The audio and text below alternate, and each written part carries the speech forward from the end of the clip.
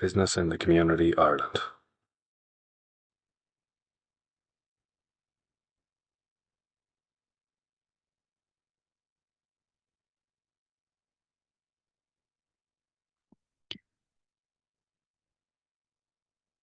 Good morning, everyone. Thank you for joining us today. I can see some of us are still coming in. While we are waiting for everybody to join, I can probably start with the housekeeping rules for today. Please note that the session will be recorded. There will be an opportunity for question and answers midway after the first part of the session and also after the panel discussion later. But should you have any questions in the meanwhile, please use the Q&A function at the bottom of your screen. We request all of you to also please keep your microphones off. You can always turn them back on later for the Q&A. It is really inspiring to see so many of you here this morning. And I would like to start today with a big shout out to all the Elevate signatories joining us here. We really appreciate all the work that you're putting in to make the data submission. In fact, many of you have already completed the exercise. For those of you who are not so familiar with Elevate, Elevate is Business in the Community Ireland's Inclusive Workplace Pledge, a pledge that supports businesses in building inclusive workplaces that are reflective of the Irish society. So the ultimate ambition of the initiative is to build an inclusive Ireland together. And while we're talking about inclusive workplaces, there is no way that we can carry on without mentioning the significant developments that are happening in this space. So on one hand, we have our businesses stepping up and standing by their D&I commitments. And on the other hand, we're hearing a lot of noise from the US, from executive orders against D&I mandates to reassessing the acceptable gender identities. The impact of these changes could be substantial, but we have to acknowledge those who work in this space. So our leaders who are restating their commitments and standing strong on DE&I, our D&I practitioners, all of you here today who do all the work in the background, our ERG leads, our sponsors, our leadership teams who come forward with passion to support their colleagues, and even all of our colleagues who be the allies and give reassurance to minority groups that someone has their back. So our really valuable work is more important than ever. And like I said before, your presence here today reassures that we are progressing this agenda in the right direction. The Elevate Pledge has evolved since its inception, and carrying on that journey this year, we introduced neurodiversity as a new indicator in our data collection exercise. So through today's webinar, we are putting a spotlight on neurodiversity. I must reiterate that the pledge operates in the principles of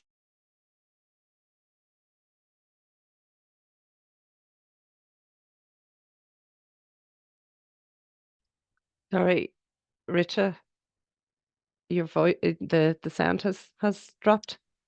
Oh, I'm so sorry, Linda. Can you? No, can hear you now. Oh, brilliant. Okay, I'm sorry about that. The technology isn't our best friend all the time.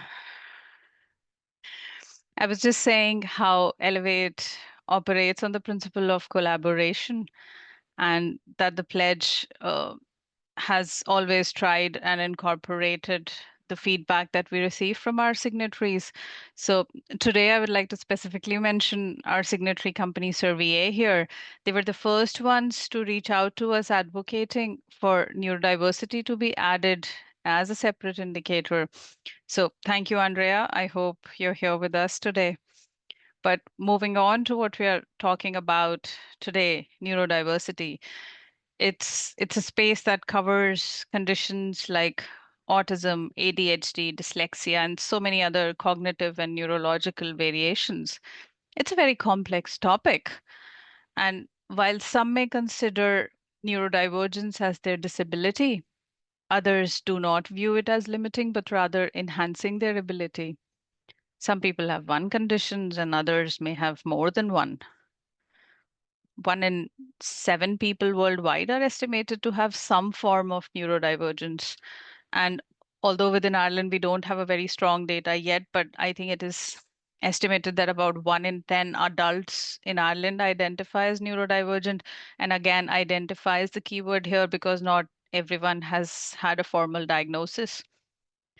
And amongst the working population of neurodivergence, I think it is estimated that only half of them have disclosed their condition to the employer, and the majority of others feel that their workplace is not the most inclusive for neurodivergent individuals. So there's a lot here to unpack. And of course, we also cannot ignore the intersectionality piece. Neurodivergence is not limited to a specific gender or an age band or certain ethnicities or people from some background. So individuals could be experiencing additional layers of barriers in gaining access to employment or uh, even being able to bring their true selves to work. So today's session is based on a very strong case study from our BITCI founding member and Elevate signatory Bank of Ireland and their partnership with Auticon in the neurodiversity space. And the intent of the session is to help us increase our awareness, understand what neurodiversity means, identify the barriers, recognize what are the common challenges faced by these individuals in the professional settings, and then finally also to identify ways to create inclusive workplaces that are welcoming of people with neurodivergent background, but also are designed to allow them to flourish. So we'll hear more from Emer from Bank of Ireland and Yvonne later in the session, but the intent is to start with the awareness piece. It'll be led by Auticon as well. So I would like to invite Russell. Russell Botting is the Neuro Inclusion Services Director, UK for Auticon. Um, Over the next 30 minutes, we will hear from Russell on what is neurodiversity, what is neuro inclusion, and also about the reasonable accommodations that employers can implement. So, like I said before, we will have an opportunity after Russell's presentation to have a question and answer session. But in the meanwhile, can you, if you have any questions, please feel free to use the Q&A function. Russell, you're very welcome today, and over to you. Thanks, Isha, and hi everyone, and hope everyone can hear me okay. It's really great to be here. So Perfectly, Russell. I'm sorry, can I just interrupt though? We are having a slight technical issue. As you'll notice, there's no slides showing. Yes, so just bear with me 1 minute and we will get the slides up in just a moment. No worries. I can just briefly summarize my role. So my name's Russ. I'm the New Inclusion Services Director at Auticon UK. So I joined Auticon in 2018. So my background before then was in clinical psychology. So I worked for around 10 years in the NHS.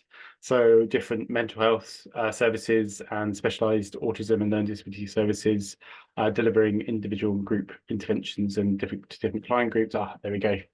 As if by magic. I also worked for a period of time in a diagnostic service diagnosing autism. So at Auticon, my role serves 2 strands. So I supervise our coaching team, so spread across London, Edinburgh and Ireland offices in their support of our consultants. I also coach myself, and I also oversee the delivery of all of our UK and Ireland-based new inclusion service projects, as well as the allocation of different new inclusion advisors. And I also work very closely with our commercial team, such as Yvonne, to develop and communicate our service offering to clients as well. So that's me. So if you go on to the next slide, please, Katrina. And the next slide, if that's okay. Brilliant, thank you. So I wanted just to start by giving a brief overview of Auticon, who we are, and why we're really in a position to talk about new inclusion the way we do. So Auticon started life 13 years ago now as an IT consultancy, born really out of a parent's desire to see their autistic son's strengths recognised in the workplace. And the reason for that is that, according to the Office for National Statistics, still to this day, only 29% of autistic adults are in meaningful work that aligns to their academic and professional capabilities. And this is sadly a reality that is reflected on a global level. and creates a considerable talent gap which employers are potentially missing. So Auticon set up as a social enterprise, which means we have a social mission, which is to improve the long-term career prospects of autistic adults and address the inequalities in employment that exists for neurodivergent adults more broadly by utilising and bringing the strengths-based approach to highlight the value that neurodiversity brings in the workplace. So Auticon, we are not a charity, we're not a recruitment agency. We provide long-term sustainable careers for our neurodivergent IT consultants and we focus on the fields of data analytics and cybersecurity. And we are quite proudly, the largest autistic majority company in the world. So we sit across 15 countries and 76% of our workforce are autistic. So essentially on that basis, we see ourselves as a proof of concept of how to embed new inclusive practice throughout the workplace. And we've historically done this through lived experience, which means having consultants embedded within project teams, with clients, gain first-hand experience of working with our fantastic consultants who are incredibly talented technically, but also possess a number of specific cognitive strengths that aligns to work they do and bring tremendous value to the clients we work with. And this helps to shift fears, dispel misconceptions around neurodivergent conditions, and also with the support of our new inclusion coaches to support the consultant, but also to build their skills and their confidence, but also from a subject matter expertise, support clients on their journey to work effectively with our consultants, as well as their understanding of new inclusion and neurodiversity as a whole. So on to the next slide, please, Katrina, if that's okay. So to scale our social mission even further and to reach more people, as many people as we can, we provide new inclusion coaching and consulting services as well. So through our new inclusion services. So we really aim to build awareness, education and cultural change to our clients through implementing new inclusion practices across their organization for their own employees. And we do this in a number of ways. We provide education, so instructor-led training, e-learning across a number of related domains, consulting services, so that includes documentation reviews and policies, procedures from a neuro-inclusion lens, to look at language, ambiguity, style, formatting that enables that organization to apply that learning and adopt that new inclusive practice across their organization. We also deliver our own data-driven maturity assessment, which uses mixed method analysis using surveys to all employees, neurodivergent employees, managers, as well as stakeholder semi-structured interviews to help understand the lived experience of all employees, to help shine a light on an organizations, what they're doing well, and where the gaps in new inclusive practice may exist. And that helps to drive a clear new inclusion strategy and enable that organization to become new inclusive by design. And lastly, we provide coaching services as well. So we do what we've done historically for our consultants. We provide person-centered collaborative coaching for client employees. And we also provide coaching for managers, as well as joint coaching for coachee and the manager where appropriate as well. So next slide, please, Katrina. So just to bring that proof of concept to life a little bit, what I wanted to do is just share really briefly the impact report findings from 2023 and 2024, just to highlight how new inclusion has had a positive impact on individual consultants and also our clients as well. So if we look at the top kind of bar graphs there for the consultant responses, we see that from a well-being perspective on the far left, 81% of our consultants agreed or strongly agreed that working at Auticon had a positive impact on their well-being. And in the feedback we received, this was spread across different areas of having access to different social activities or groups as part of being part of Auticon, coaching support, but also technical support from project managers supported consultants' well-being, reduced periods of anxiety, and also led to the requirement of fewer mental health days. In terms of support, 95% of our consultants felt supported. Now that's generally a combination of technical issues that came up and supported during any technical components, as well as career development, but also support with any work-related barriers or blockers, life events, and having a coach to talk to on a day-to-day basis had a protective effect or proactive effect on protecting mental health and well-being as well. And the picture for clients is equally compelling as well. As you can see there, the pie chart, 84% of our clients felt their perception of autism had changed for the better, and 74% felt more confident working with an autistic colleague. And this is really important, because what we really want to achieve is to build awareness and improve confidence on an organizational level, manager level, and a colleague level, to have that real societal impact and change that we want to see in how to support neurodivergent and employees at work. Next slide, please. And next one. Brilliant, thank you.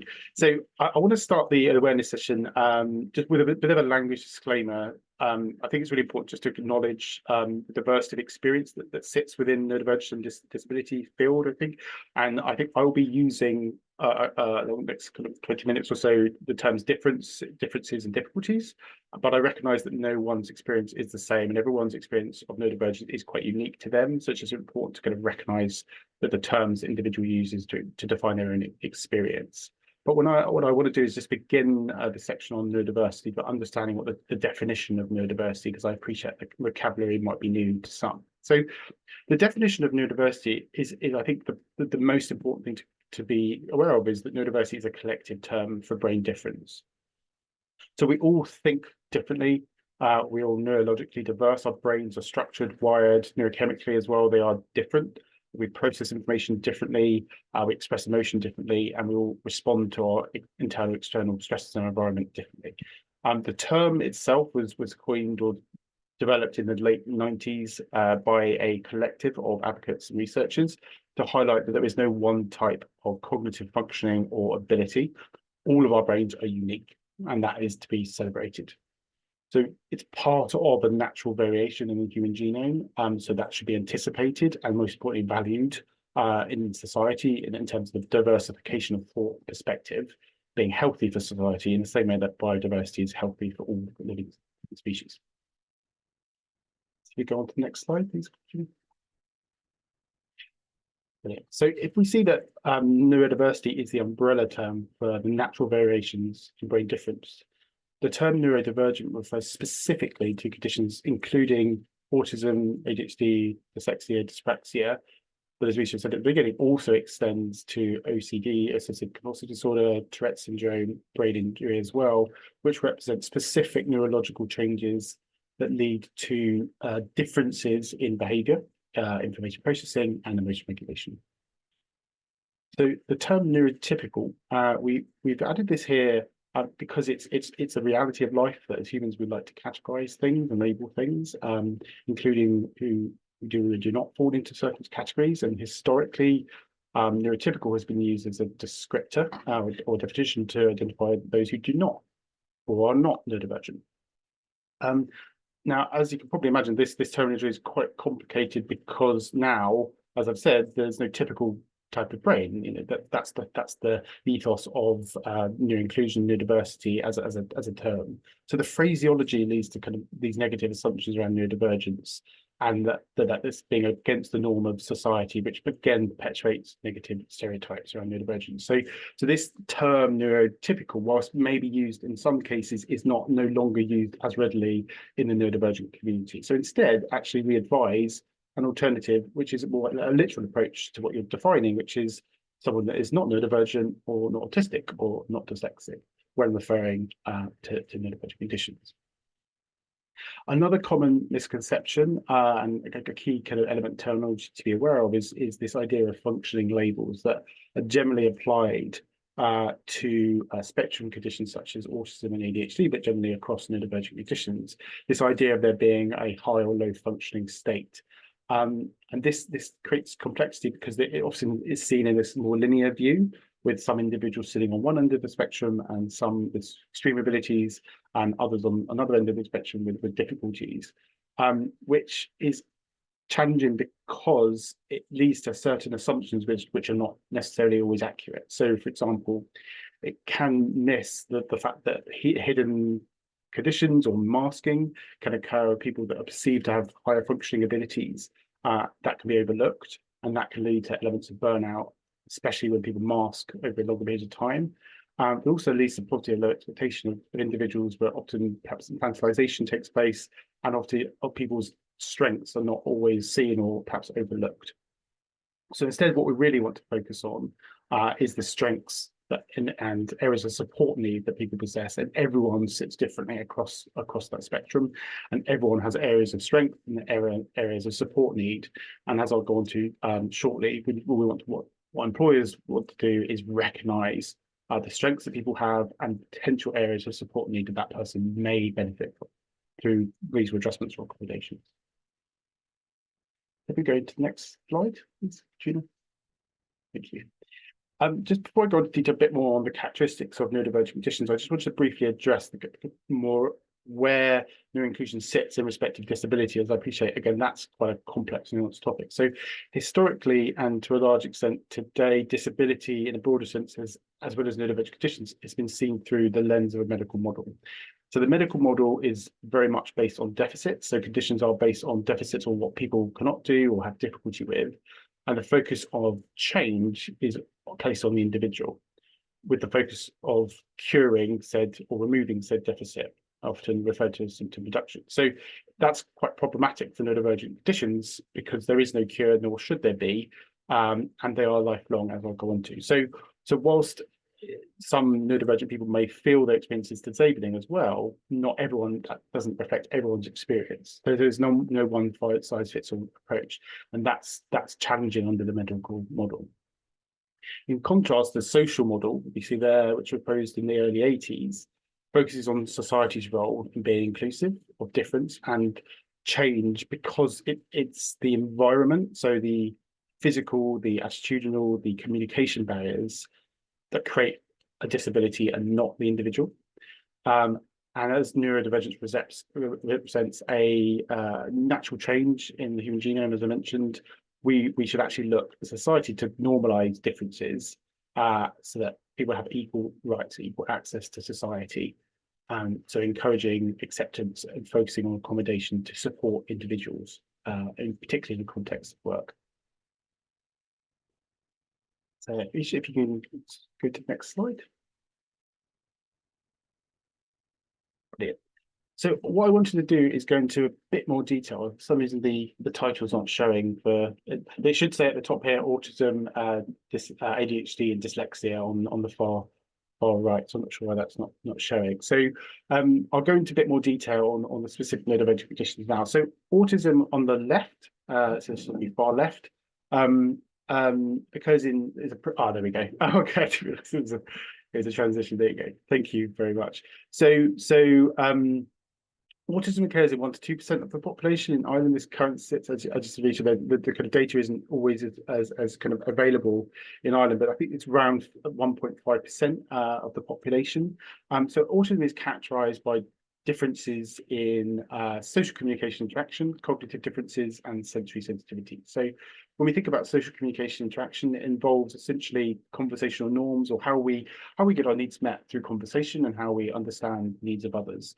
So that could be things like eye contact, small talk, the reading of body language, integration of body language, and such elements are not as intuitive and require more conscious control or effort, which can lead to misunderstanding, a bit more trial and error approach, but also can place constant demand on autistic people to kind of process in different social environments, social settings, which can take quite a lot of emotional demand. And often is something we take for granted for those that are not autistic, of how we integrate these things without necessarily consciously being aware of them. So when we think about cognitive preferences or cognitive differences, there is this preference for structure and routine that autistic people display, and this more difficulty with adapting to uncertainty and change. So there's a lot of research on intolerance of uncertainty, so the degree to which we can kind of understand, process, accept a change has occurred. We see that this processing time takes slightly longer for autistic people, which is why when we think about adjustments, is giving people time to process information is really useful to help autistic people process what they need to do to understand a change. As well as executive functioning. So executive functioning is essentially utilizes elements of attention, memory, and motion regulation to complete everyday tasks. And we see that there are differences for autistic people, but also this is very, very much a co-occurring kind of element across neurodivergent conditions that has an impact on aspects of task initiation, prioritization, time management, and organization as well.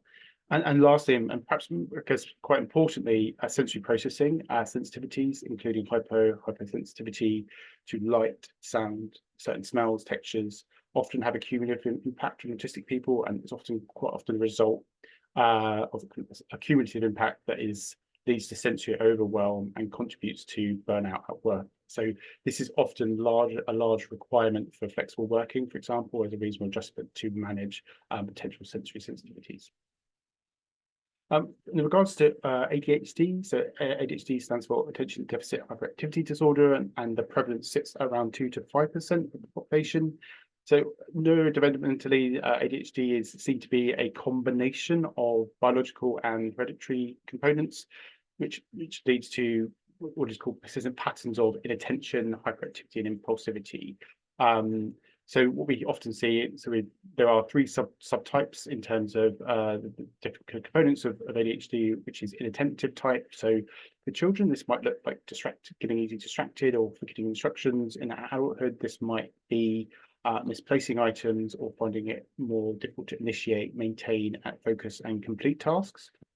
For impulsive and hyperactive types, so for children, that might look like fidgeting or difficulties staying seated, and in adulthood that might look more like difficulties with social communication components, so turn taking in conversations, interrupting conversations, or more potentially impulsive decision making. So there's often quite a lot of financial spending and decision making that can have an impact as part of that kind of ADHD kind of impulsive and hyperactive profile. And ADHD is linked to fluctuating dopamine levels, so that means that making it hard to stay motivated, focus on tasks that aren't naturally engaging or stimulating. However, we do see, as I've gone to, that people who experience ADHD can hyperfocus on activities that are engaging, that is driven by that brain's need for kind of stimulation, and is a strength as long as it's well managed.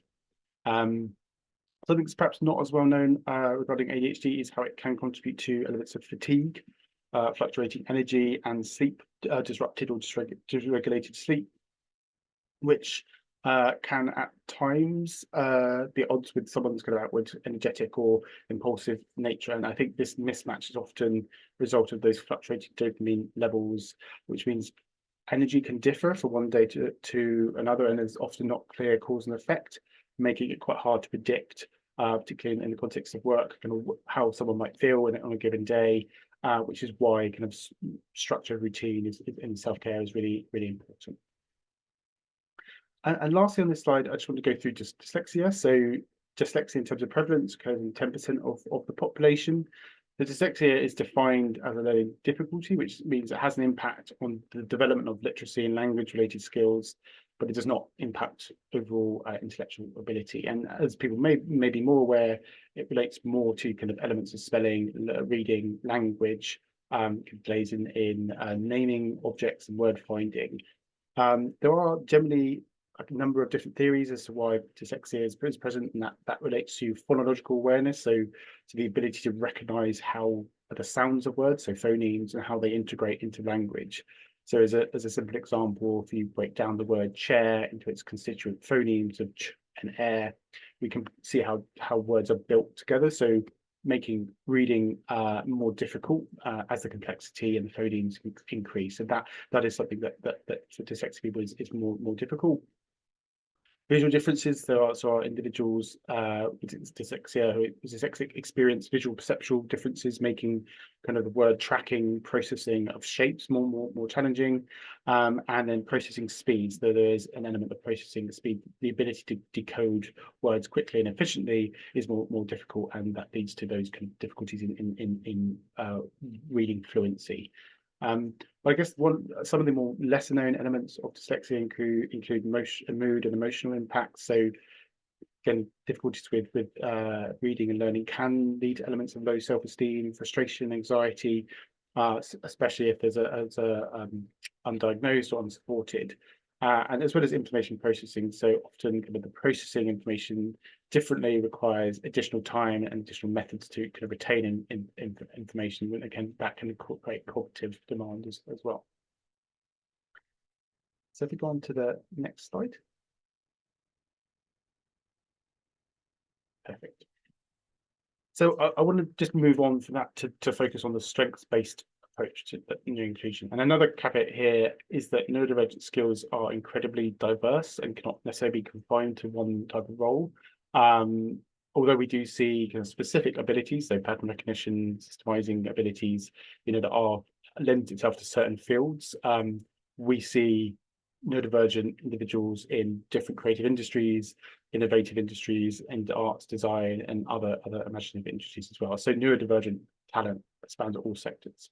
But I will just focus on specific areas that we see that relate to kind of areas of data, cybersecurity, that are particularly kind of lend itself to the kind of big client areas that we work in particular, where we see attention to detail and pattern recognition.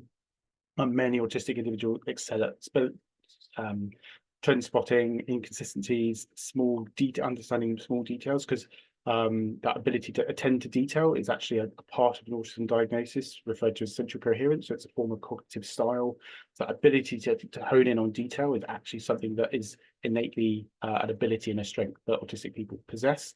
In terms of decision making, there's been recent research that looks at financial decision making in risk contexts. So autistic individuals demonstrate what is known as circumspect reasoning, whereby people need more information before making high risk decisions, but when made, they show more consistency in their decision making, are less influenced by framing effects and social pressure, so social demands of what other people are doing.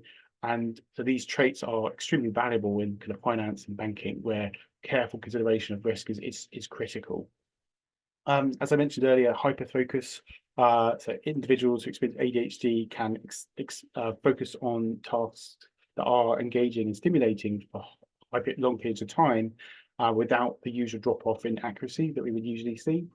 Likewise, problem solving. So individuals who are experience ADHD, dyslexia, and autism are very quick thinking, adaptable, and are able to understand innovative solutions and apply a lot of high energy and problem solving to those solutions. And likewise, we see that for visual spatial abilities, people who experience dyslexia actually have advanced abilities in spatial reasoning, so aspects that are not related to kind of written information. So spatial reasoning, mental manipulation, which is aligned to fields like design, engineering, and the visual arts as well. So turn it on to the next slide, please.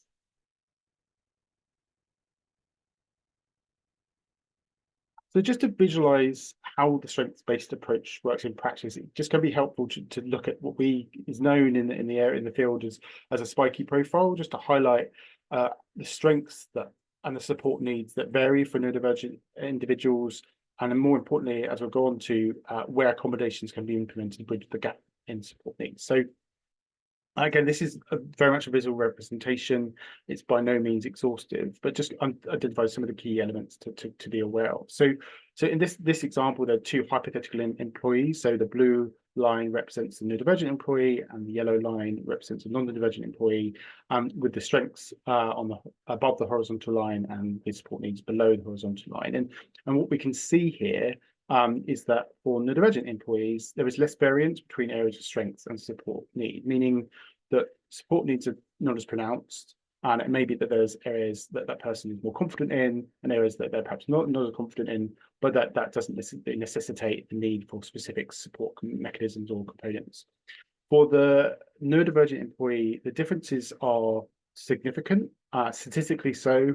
They're more pronounced, and that leads to exceptional abilities in some areas, but also greater need of support in other areas. So if we choose an example, so if we look at the autism profile, for example, here we see that this person excels in elements of attention to detail, error detection, pattern recognition.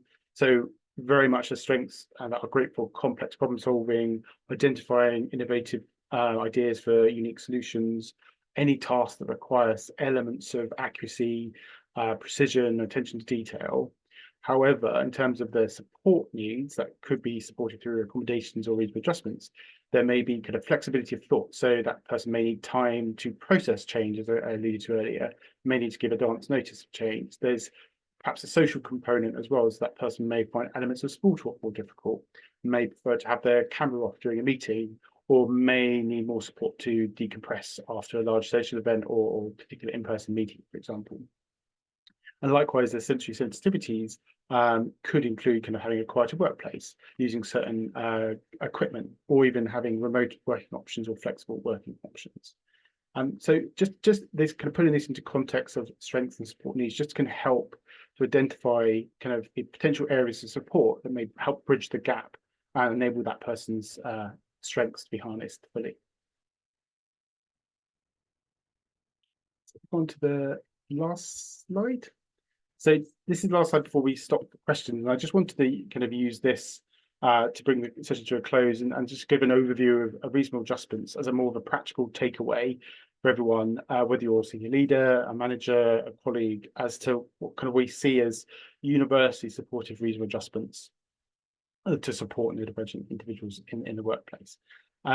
So employers are legally obliged under the Employment Equality Act, Equal Status Act in Ireland, and under the Equality Act in the UK to make reasonable adjustments. So to support employees with disabilities, including neurodivergent conditions, if someone identifies as disabled as part of the neurodivergent condition, to ensure that that person performs their job effectively and participates fully in the workplace.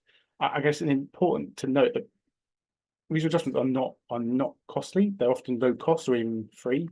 And as you'll notice there, they do not have a large financial value attached. So which does align to kind of ACAS, the conciliation service. They identified that the average cost of a reasonable adjustment per person is £75, which is by no means prohibitive. So I guess what this really demonstrates is that for employers to implement new inclusive practice, it's more about process and communication changes than necessarily the practical changes, although they are important.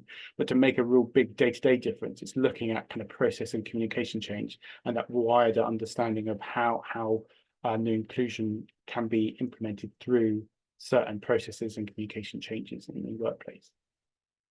So in terms of adjustments, what we kind of categorize them into these kind of areas of sensory, executive functioning, communication, and working patterns. So, for example, we could see things like equipment being a particular kind of support for sensory components around noise cancelling headphones, sunglasses, earplugs, weighted blankets, stimming aids. There's a number of different elements that now. What we're saying is actually that it's not necessarily the employer that would need to necessarily purchase these.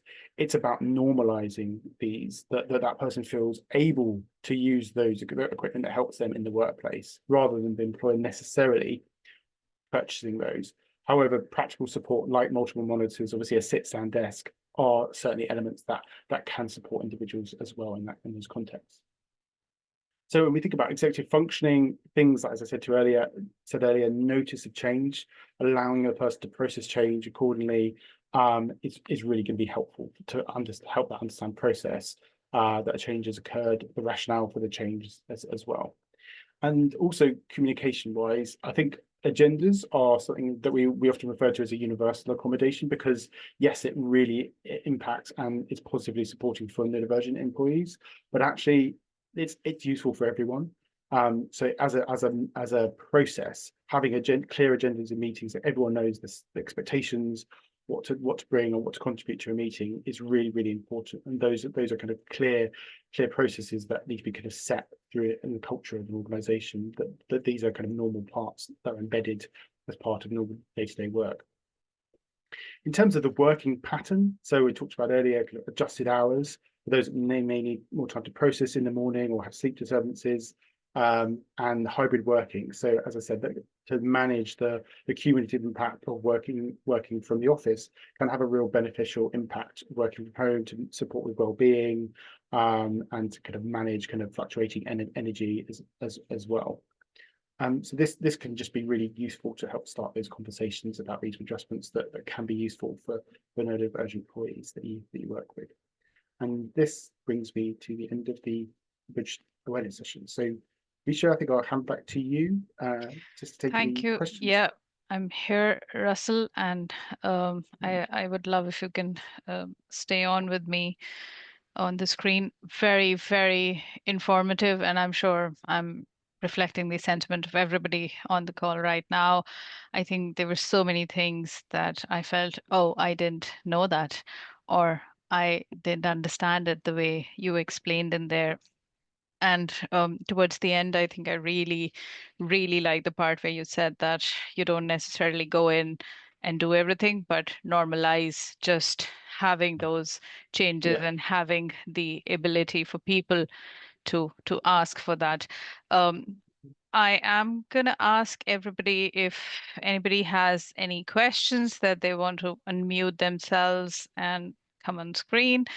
Uh, you're more than welcome to do that. And while we're waiting for that, can I just quickly ask, Russell, you mentioned reasonable adjustments, and then there's a term accommodations, and then I understand that they're very similar, but is it just a terminology? It can be a terminology component. So on from a legal perspective, reasonable adjustments is the term that's used, but sometimes and that's very important because that provides the individual and the employer protection as to what is reasonable, and that is something for the employer to determine based on cost, the impact of a potential impact of other employers. But I think the term accommodations are used, as I alluded to, for elements like agendas in meetings, where it wouldn't necessarily be something that someone would need to say, actually, I have a reasonable adjustment, I need this. It should be an accommodation that ideally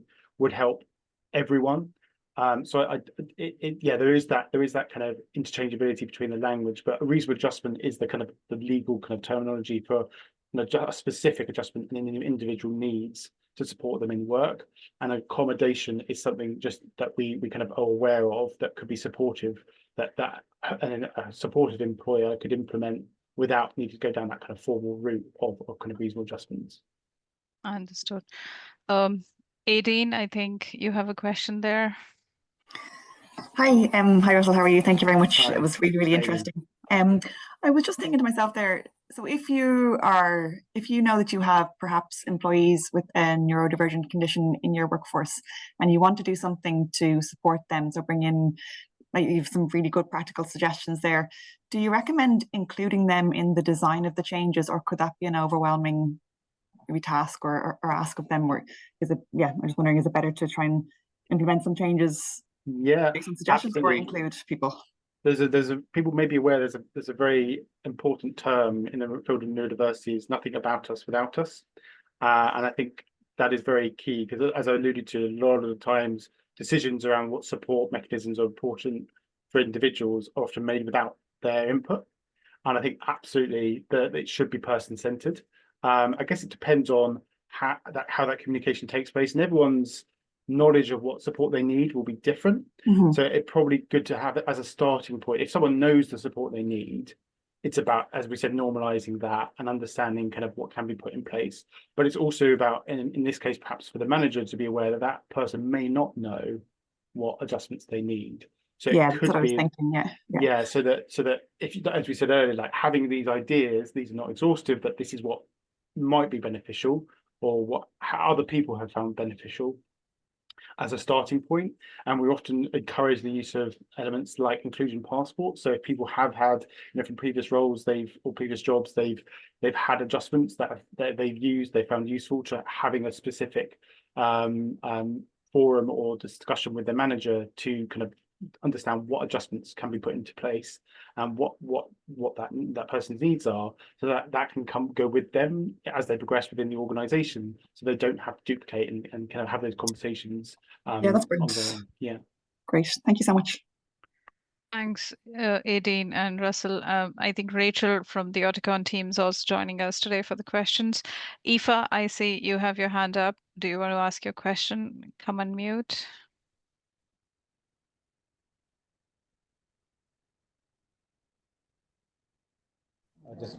Can you hear me? Yes, we can. Oh, yay. Okay, thank you. Thank you, first of all, for a really great presentation. I'm really enjoying listening to you, and I really liked your visuals as well around the spiky kind of piece as well. I think that's a really great visual to help it make sense. My question is really around I know you mentioned this earlier on in the presentation around the umbrella of neurodiversity and what's been included.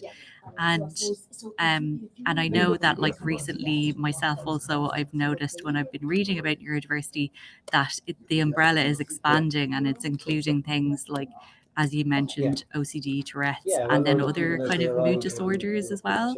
And I know that you said that this was like just a piece around brain difference, but I guess, like, you know, all of our brains are different because we all have different backgrounds and experiences and all that as well. I guess, like, my question is, like, why do you think it is expanding into the areas that we might have typically considered before to be mental health difficulties? And what would your view on that be? Sorry, thank you.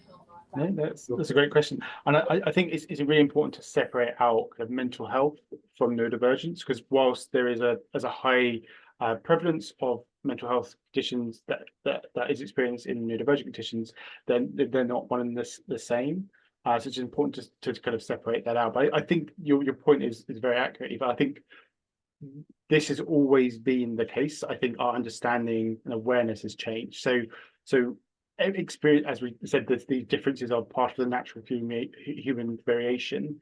So these differences in experience and perspective have always been the case. It's just how we've defined them has slightly changed, and our awareness, understanding, and our ability to diagnose and treat these experiences has changed and improved over the years. So I think the inclusion of these elements, I think under the term neurodivergent, I think the originator of the term, the definition is intentionally vague and broad, because it encapsulates individuals who feel that their experience diverges from the norm, and from that it refers to specific kind of experiences and specific differences that, as I say, line to behavior differences, impulsivity, or kind of emotion regulation differences that fit within that kind of community and fit within their kind of lived experience. That's really helpful. Thank you so much, Russell. Yeah, I'm really glad. I've had this question on my mind for months and months and months, and I've been looking for an expert to ask it to. So thank you so much. Thanks, Aoife. We have not a question in the chat, Russell, but a comment to say. Just wanted to say that we found your point about the differing assessment of risk fascinating, and in particularly the resistance to social pressure when assessing it.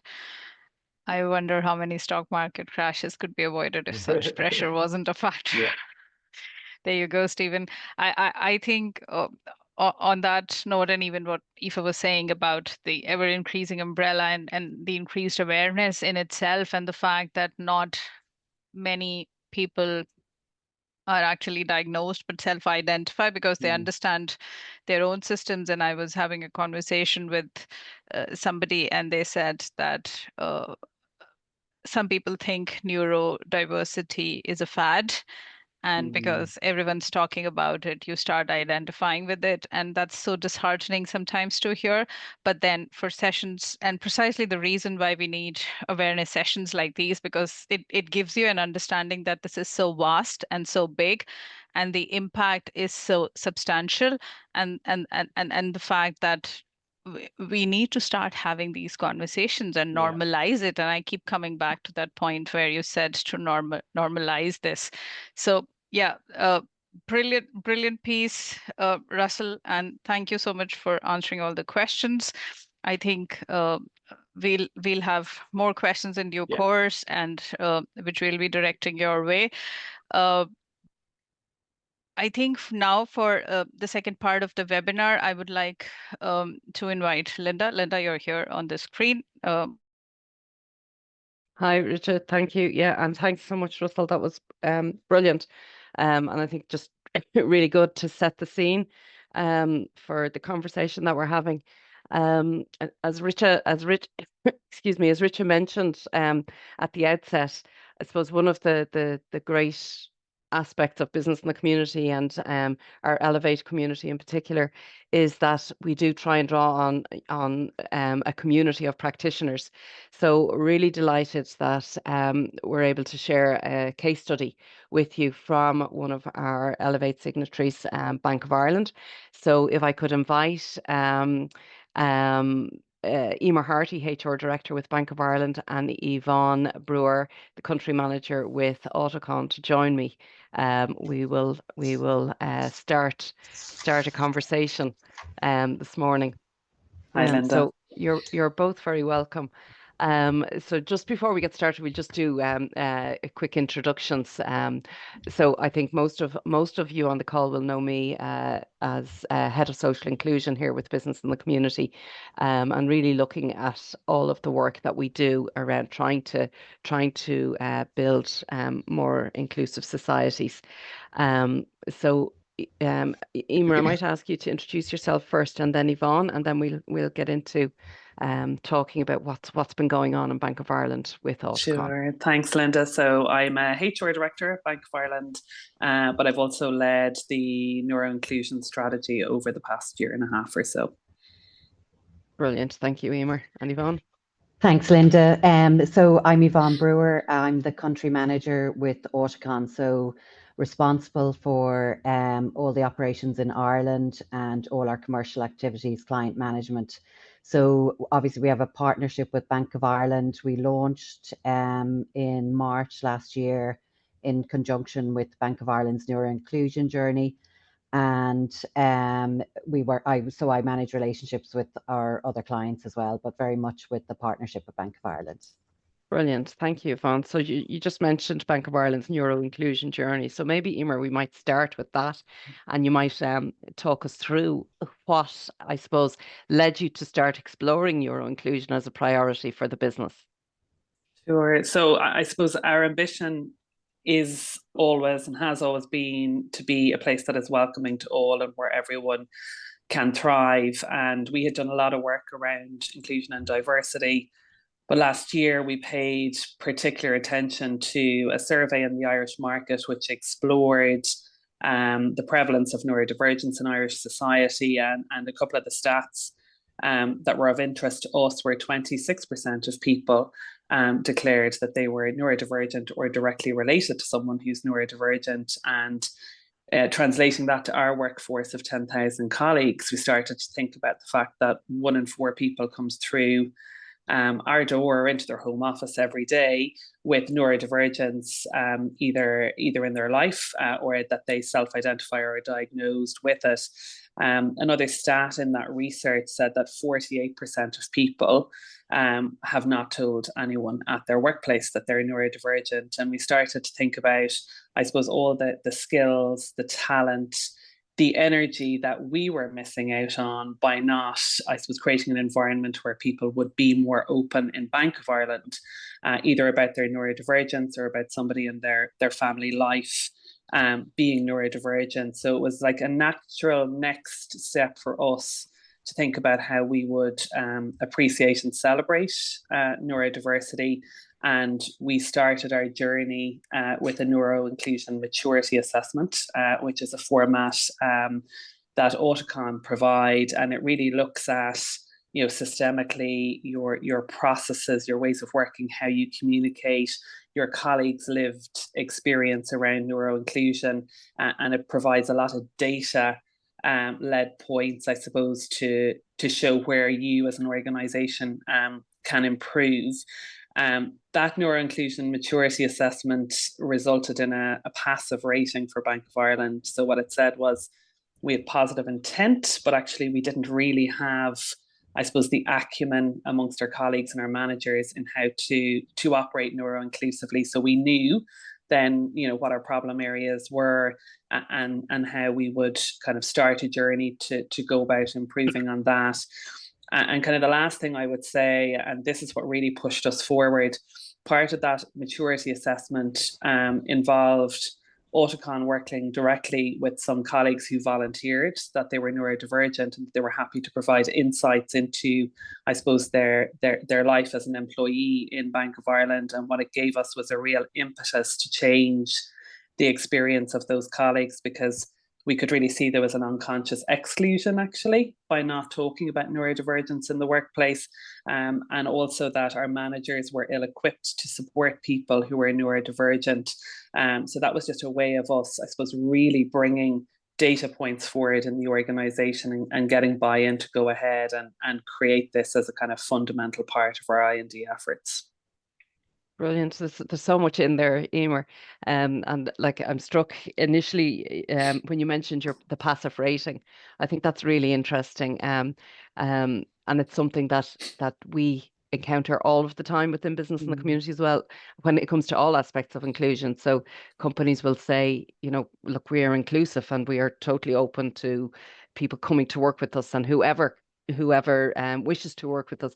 But actually, it's not sufficient to be passive. You do need to actually take action to ensure that becomes a reality within the business. And the other piece there around that unconscious exclusion, I think, is a huge thing for people as well. People can often be so fearful of saying the wrong thing, or perhaps causing inadvertent offense, that they'll withdraw from a situation, or so they won't necessarily invite the person to a particular meeting or that. I think that's something that's quite prevalent, and be interested to hear other people's experiences on that. But Yvonne, I might just turn to you, and so building on that, I suppose, what would you say is a starting point, or a good starting point for a company when they start thinking about neuro inclusion? So thanks, Linda. So like Emer mentioned, that Bank of Ireland wanted to take a very holistic, data-driven approach, and that's why they went with the maturity assessment.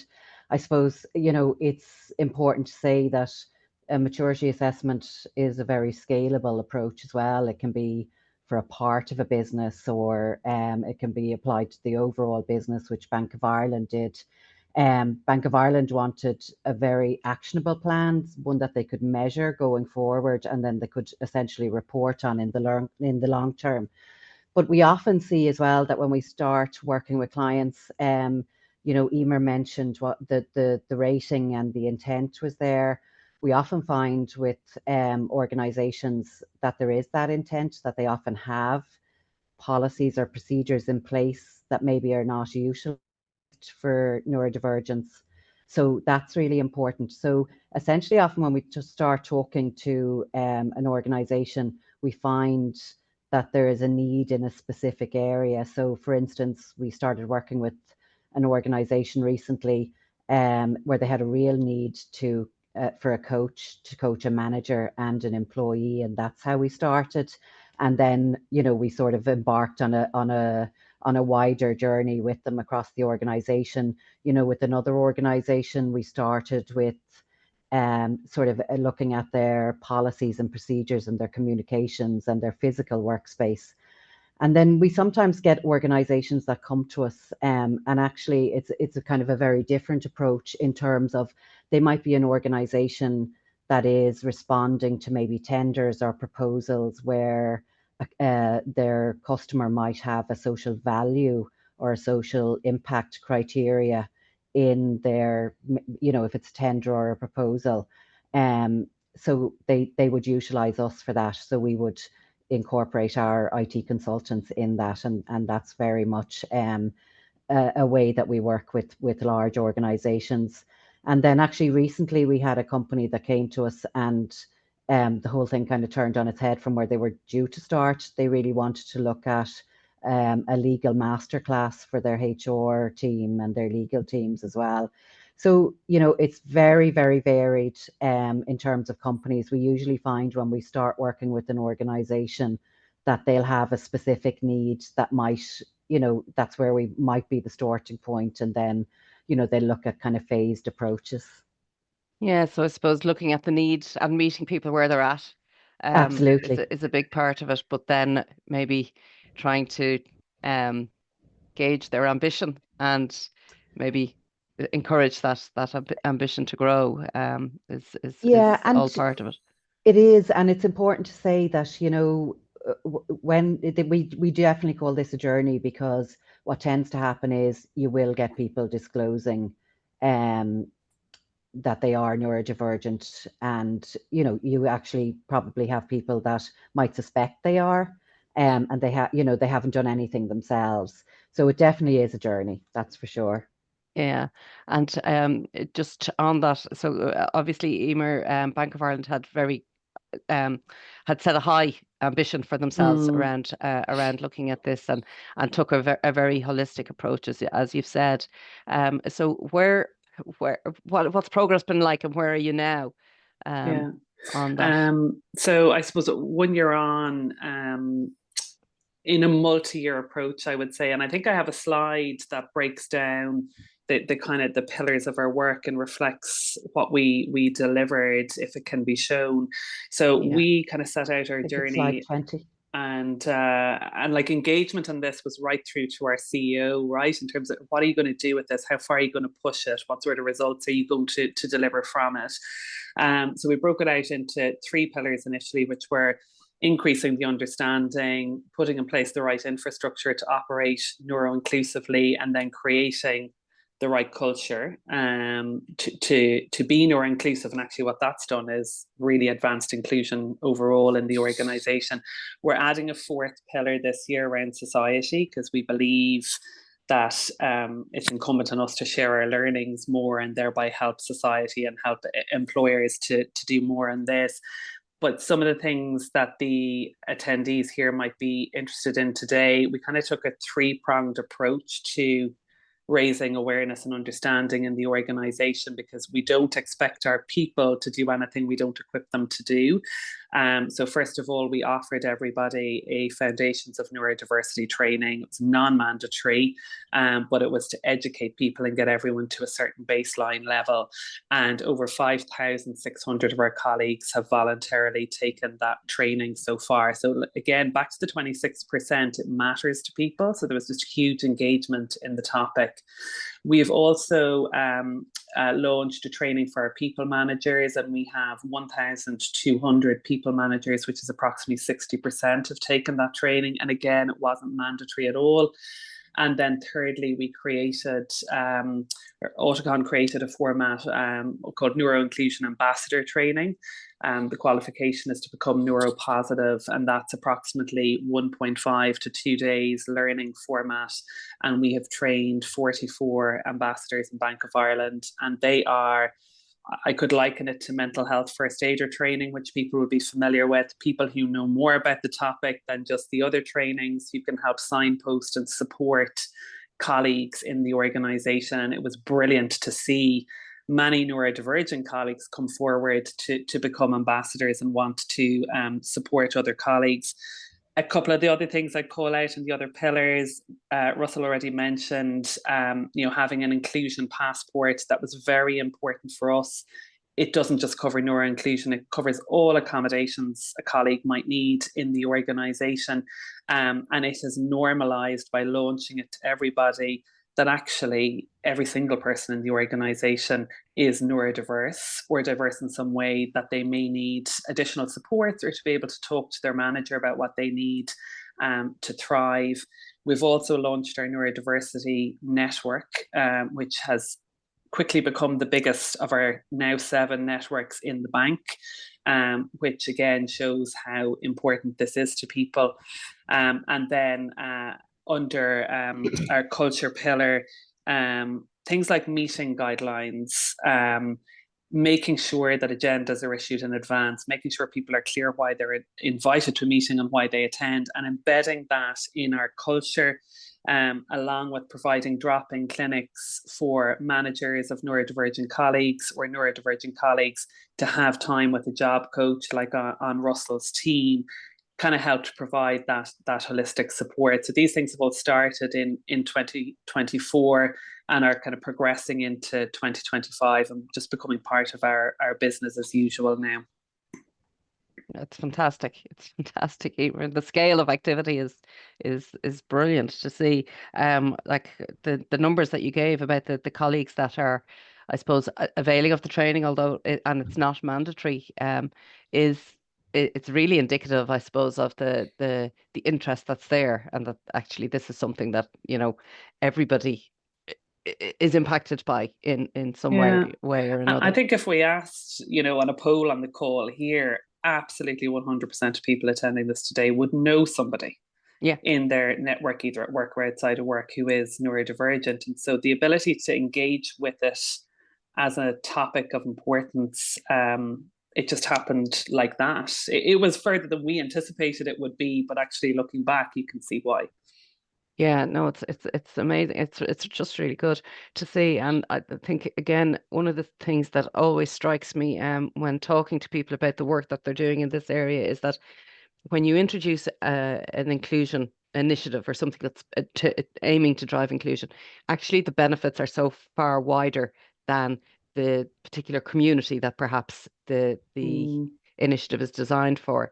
And I think that piece, I've seen it again with companies, the idea of an inclusion passport, for example, that actually this is open to everybody, because everybody may need different supports or different interventions at different stages in their lives, and making that it is something that's available to all colleagues, I think is really important for people. So yeah, it's great to see what the scale, I suppose, the scale of activity. And one thing I'd say about that, Linda, is, believe it or not, nobody's working full time on this in Bank of Ireland.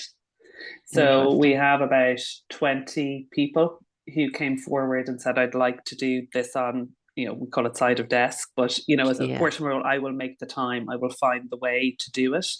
And that's been really powerful, actually, that sort of voluntary movement. Because when you look at it on a page, you think, gosh, lots of resources, lots of budget, but it hasn't been like that. It's been a genuine case of wanting to change something for the better. Yeah. So it's like you've tapped into something that actually is really important to people within the business. We think so, yeah. Yeah. And Yvonne, just on that and the importance to people, what reaction are you seeing, I suppose, from Auticon working across different areas within the bank?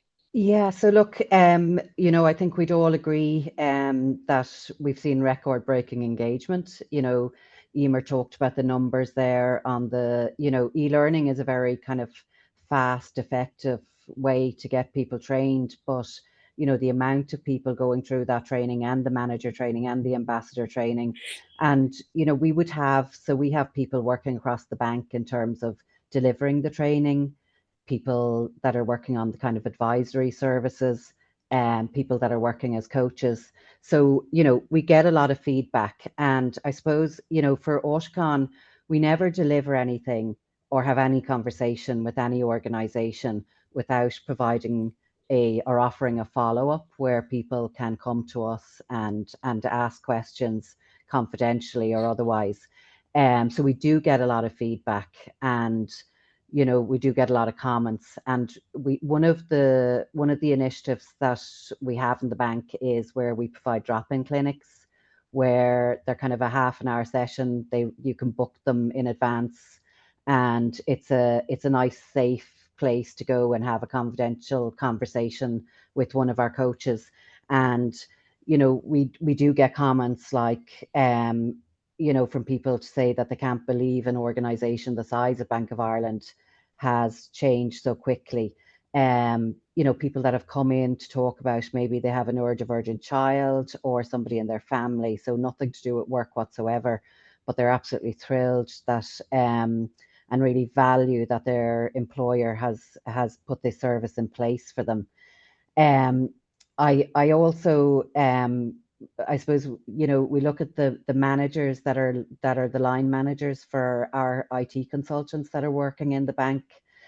It's just, I suppose, a year on, it's incredible to see how they've grown as managers from when they started working with our consultants, and the kind of value they add to our consultants. So the feedback we get on the consultants' work is phenomenal. But I think of things like one of the line managers, they were having a team day out, and that manager, rang around the different places they were going in the venue to see that it was autism friendly, without being asked.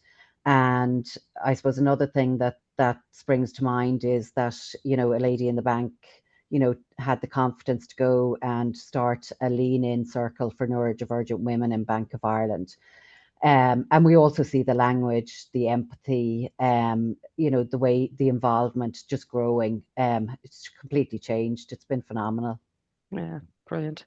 That's I think, Ivana, just to I suppose mention for those of you who hadn't come across Autocon before, there's probably two aspects to your service offering. There's you're a social enterprise, so it is around this raising awareness and improving the understanding of neurodiversity, and so the services around that. But then on the other side of the business, it is this consultancy service where people can avail of neurodivergent talent to come in and deliver on projects. Is that That's fair right, enough? yeah. So we have what we call the lived experience, which is our IT consultants. I think Ross mentioned there that they kind of work in the areas of data analytics, cybersecurity, DevOps, those kind of areas. And that's been the core of our business, because we're all about creating employment. And they're supported by our neuroinclusion advisors, and that neuroinclusion advisor supports the client as well in working with the neurodivergent person. And then on the other side, we've taken everything that we've learned over our lifespan of existence, and that's the advisory services, the coaching, the training, the education, the legal masterclasses, and the supports. Right. Yeah. No. It's very interesting. It's a very interesting organization. I want to bring in one of our colleagues, and I will do so in just a moment. But Emer, just before I do, maybe what's next? Have you reached the summit? Oh no, you're never done. So this year for us is really about embedding that ambassador model, right? We'll get up to well over 100 fully trained in the first half of this year. We're going to shift our focus to customers as well, right? So thinking about how we can have neuro-inclusive customer journeys with Bank of Ireland. It's huge linkage to well-being and financial well-being. That's really important for us as a banking organisation, and we're also going to train our frontline colleagues to operate neuro-inclusively within our branch and contact centre environments. A lot of planned focus on our recruitment process as well, so making sure it's really accessible to neurodivergent people, and that's things like publishing questions externally so that people can prep well in advance, accommodating throughout the selection process. And then we have, I suppose, our first time really reporting that sort of substance in our ESG or sustainability report coming up in March. We're doing a small bit of research with DCU as well. We are doing that to basically research the employment experience focused on people who have recently entered the workforce, to see how we can improve that. And we are hoping, or have an ambition, that it will result in a guideline for employers that then again be shared and put into action to help the wider movement. So yeah, it's a continued focus on it for us. Brilliant. Plenty to keep you going at the side of the desk or otherwise. And just I know there's a lot of you, and I know some of you will be on the call today that are doing other, like there's some other really great examples, and we will look forward to sharing those through the network. I know Permanent TSB have been doing work with As I Am. I know Lidl have been working with Walk, and there's all sorts of examples there. Which we will do our best to share with the community of practitioners. I just wanted to bring in now my colleague Nicola O'Brien, and Yvonne and Emer, please do stay on camera, because we're talking today about neurodiversity specifically, but within business and the community, we're working with job seekers as well who are neurodiverse, but also we work with people who would identify as having wider disabilities, and that. So I just wanted to give Nicola an opportunity to come in. If you're there, Nicola, you might turn on your camera and unmute, and maybe just give us an example, or just talk us through the employability service, giving us a sense of the job seekers that you're working with, and the employers, for that matter. I am, and thank you very much, Linda, for the introduction. Can everybody hear me okay? Perfect. Yeah, perfect. So thank you very much to all our speakers today. It's been great and very, very interesting. The Employability Service is a government sponsored programme that has been in operation for over 20 years in Ireland. The aim is really to support people with health conditions, illnesses and disabilities, and to help them back into employment and open employment at that.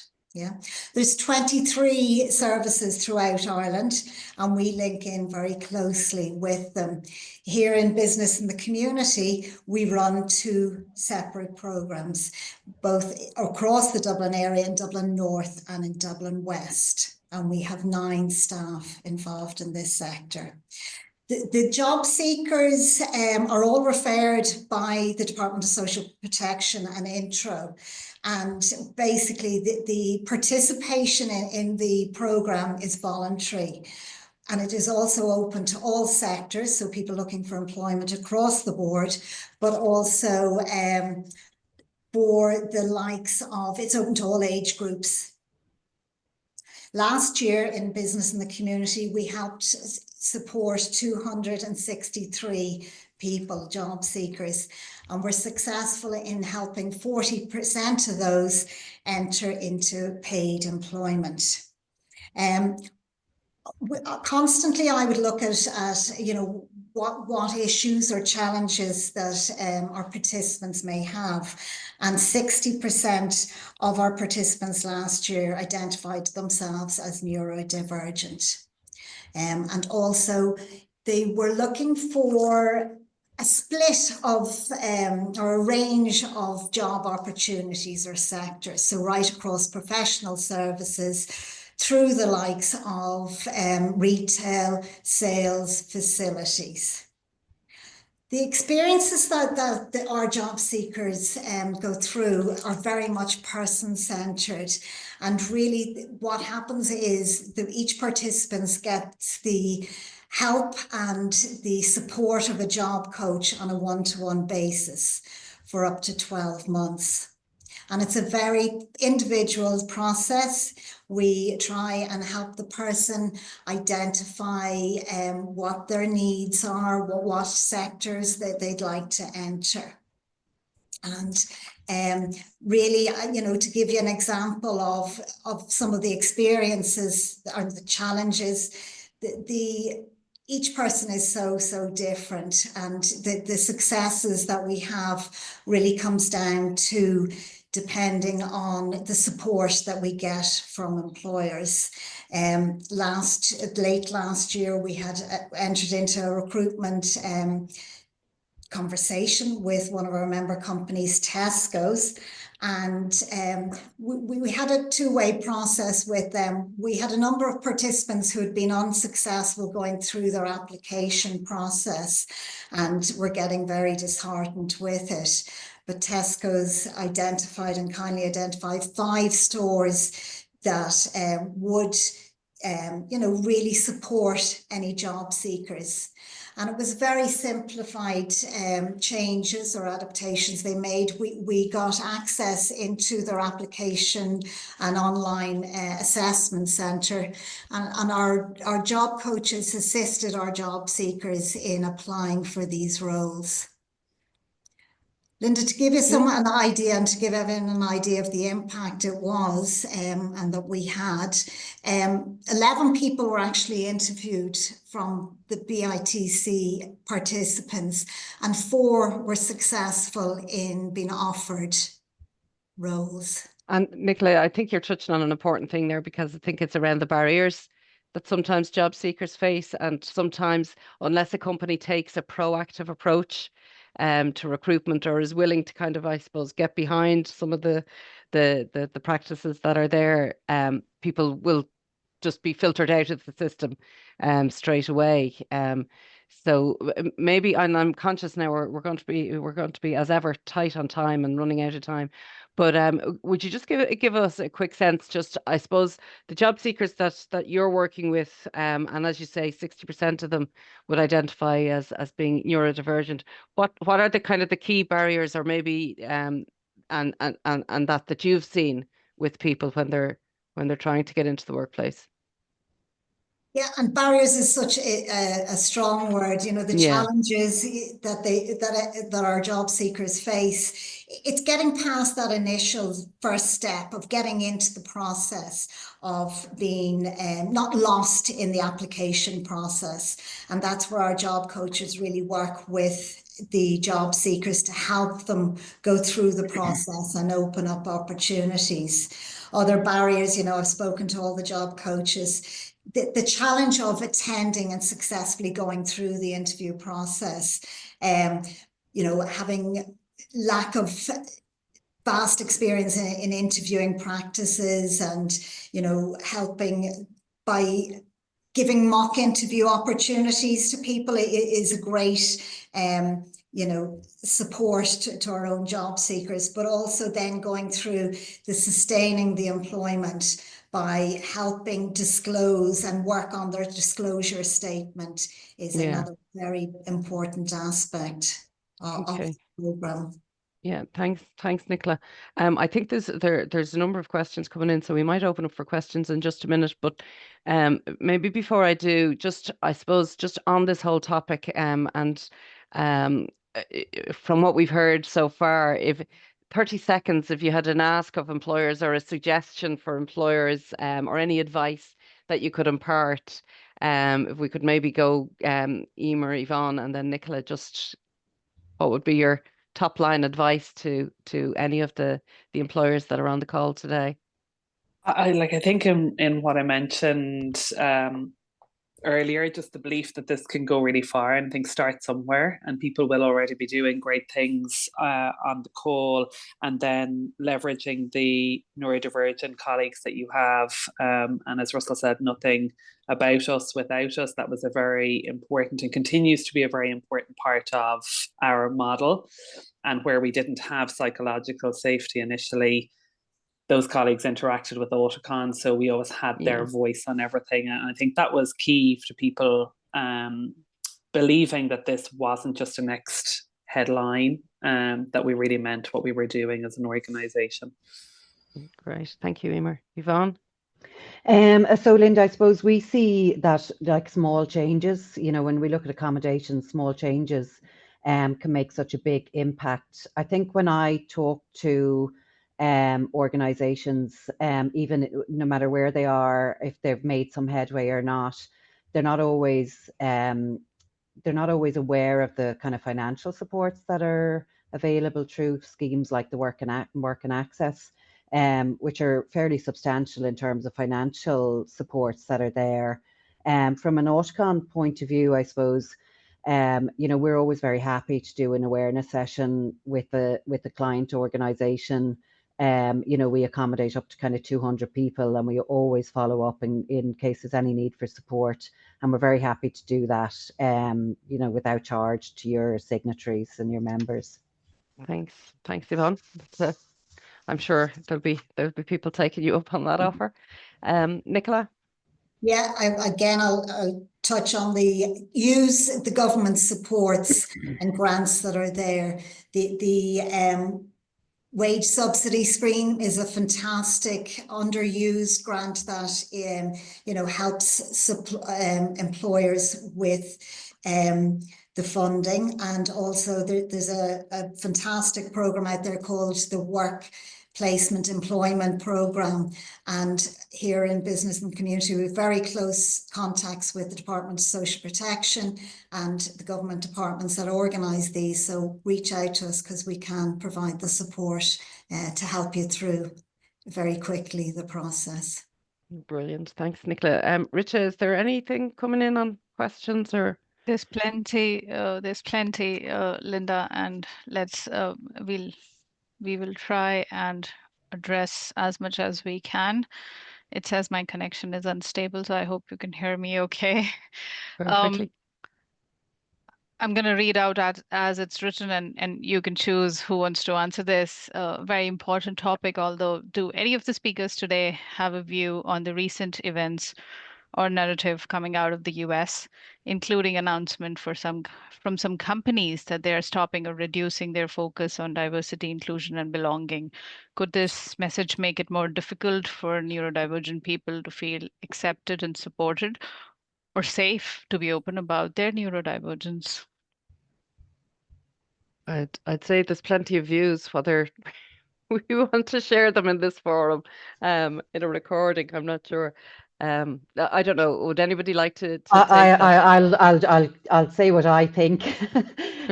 So you know, I think anybody I've spoken to about it, you know, it's deeply troubling, and it's, you know, the narrative is worrying. We're not hearing or seeing or you know, anticipating anything here.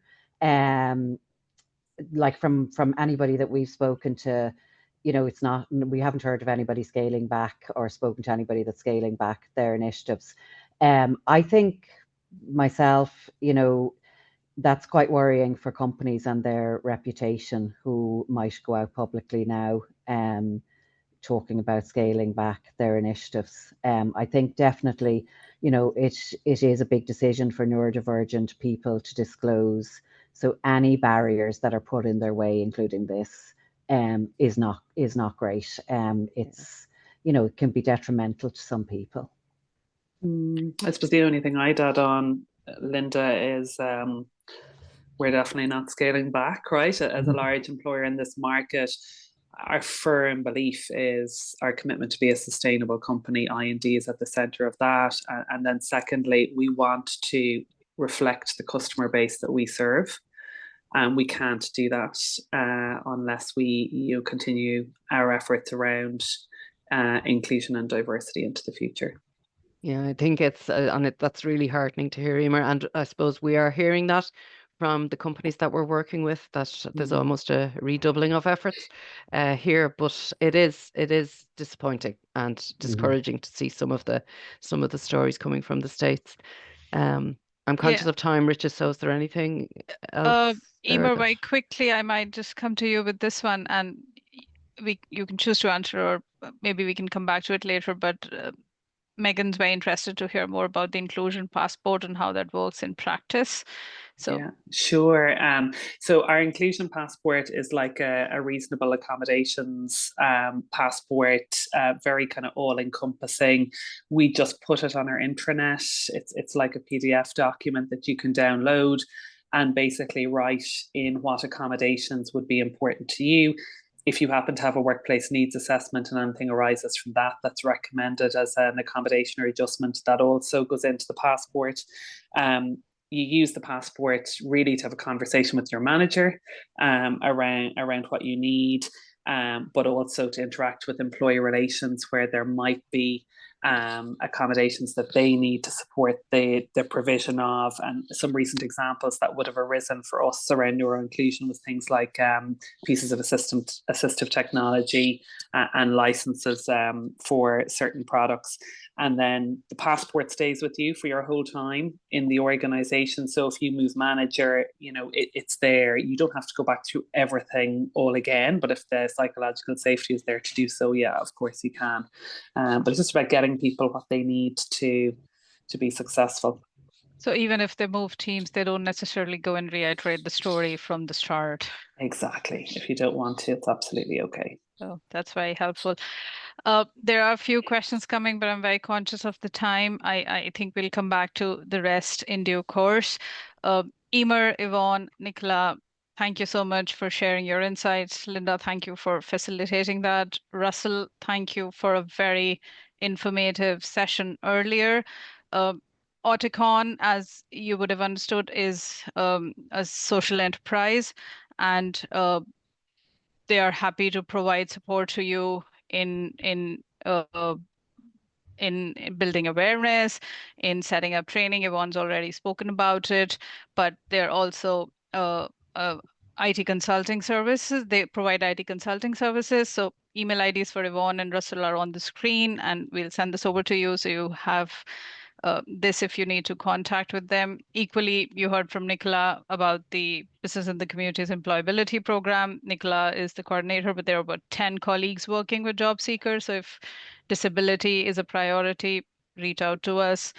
If anybody has any questions on Elevate, please contact Linda or myself, send us an email, or reach out to your account managers. I would once again like to say thank you to all the speakers. Thank you to all the participants for your time here. Hope you all have a lovely rest of the day. Thanks, everybody. Business in the Community Ireland.